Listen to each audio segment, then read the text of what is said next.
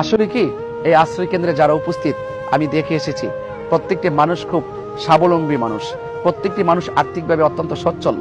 কিন্তু মনে রাখবেন, এরা দুর্বল কেউ না, এরা অসচ্ছল কেউ না। আসলে প্রত্যেকটা আশ্রয় কেন্দ্রে অবস্থান করা মানুষগুলো পরিস্থিতির শিকার, যে পরিস্থিতি আগামীতে আমারও আপনারও হতে পারে। সেই জন্য ঘরে বসে ফেসবুকে ট্রল না করে, গালাগালি না করে আপনারা মাঠে এসে বন্যার্থ মানুষের পাশে দাঁড়িয়ে যান। আমি আরেকটি জিনিস আপনাদের জ্ঞাতার্থে বলছি। আমি আজকে ত্রাণ দিতে গিয়েছিলাম, আমি দেখে এসেছি অনেকগুলো গাড়ি। আমার কাছে একটু ভয় ভয় মনে হয়েছে।